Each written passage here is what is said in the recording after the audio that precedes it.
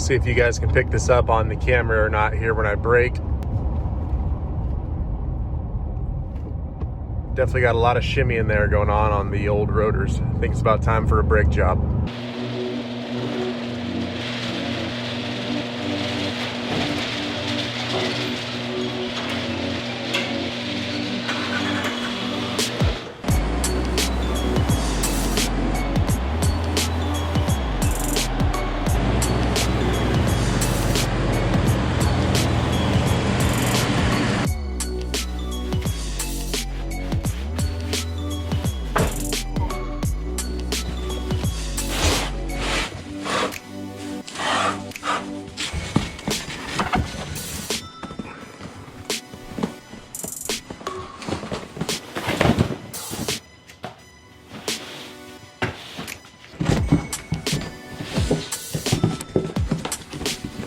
What's going on, everyone? Welcome to the channel.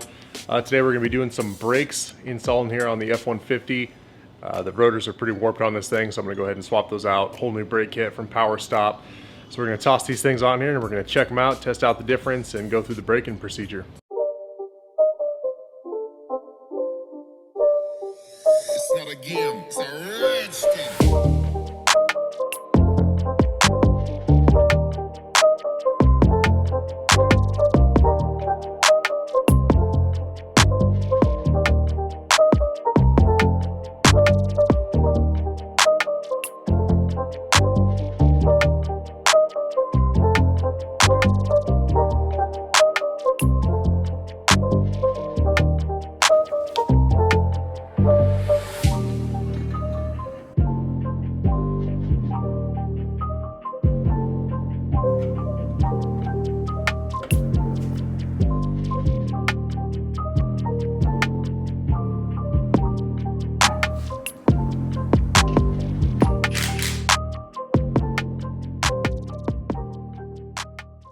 Alright guys, so we just got the front brakes on last night. It's the next morning, still have to do the rears. I need to bleed the brake system, so my brother's gonna come give me a hand. It was getting dark last night, so I figured I'd finish this up this morning.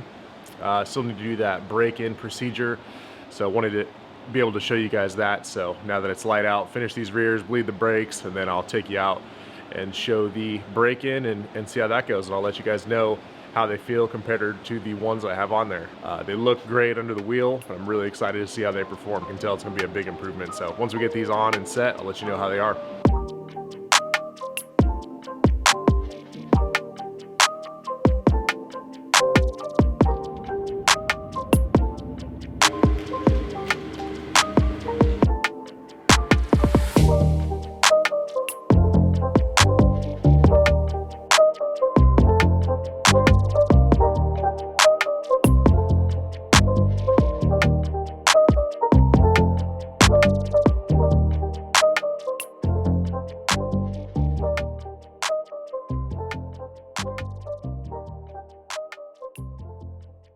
All right guys, so we just got all four corners done. We've got new rotors and new pads on all four sides. Went through and bled all of the brakes.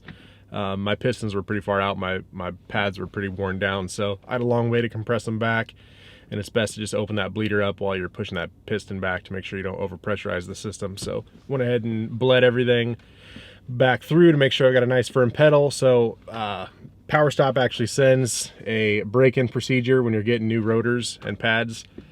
So to get a nice even layer worn on your new rotors. So we're gonna go ahead and do that now and see how they hold up. Here is that break-in procedure that they send you, so you can see they want you to do 5 aggressive decelerations from 40 to 10 miles per hour, avoid coming to a complete stop, then 5 moderate decelerations from 35 to 5, and then drive around for as long as you can to cool them off. It's gonna be a little bit challenging to make sure I can get all of that in where I'm at. I know there's gonna be a few people on the road, but hopefully I can find a stretch here to get these things heated up and worn in and broken in real quick. All right guys, here we go. Let's see what we got. All right, so the first one is 5 40 to 10s. So hopefully I can do this here without getting pulled over somewhere.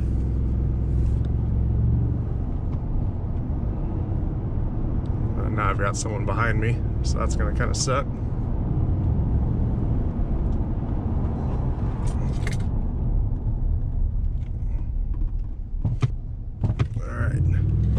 guy behind me is probably like, what in the hell is going on here? All right, this will be the last one from 35 to 5.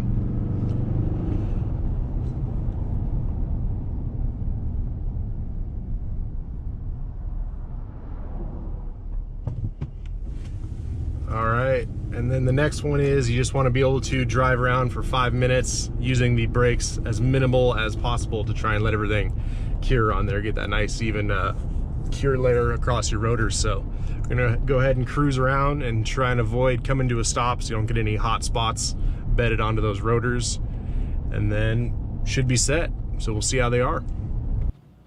All right guys, break-in procedure is done, and man, what a difference having some new rotors that are no longer warped. I didn't really realize how bad mine were until you drive something with the replacements on here. Huge difference having that wobble gone. I'm gonna continue to let these cool down, did the break-in procedure, and then I'll go ahead and do a few runs later on just to see if I can actually feel a difference in stopping power. The brake pads and everything seem like they're the same size as OEM. The rotors are the same size. You're not replacing the calipers. I don't anticipate that there's gonna be any real difference in stopping power. Maybe a little bit difference with the brake pad material. I think I went with the Z36 if I remember right. So there might be a little bit difference there. But the big thing is having new rotors that aren't warped, and then having the drilled and slotted rotors. That should help a lot with the heat dissipation and brake fade. So that should be where you really notice it, is that your brakes don't deteriorate as quickly. And most of this isn't my daily driver, so most of the driving that I do is when I go out and do some photography type stuff, or out in the mountains camping, hunting, hiking, all that good stuff. I'm on a lot of logging roads and mountain roads, over mountain passes, stuff like that. I wanted to get something that would cool down a little bit better, not be so hard on them with the heat cycles and the brake fade. We'll see how that goes, and I'll post a video a few months from now, a year from now, just an update on them to let you guys know how this kit is working out for me. But thanks for checking out the video, and we'll see you guys in the next one.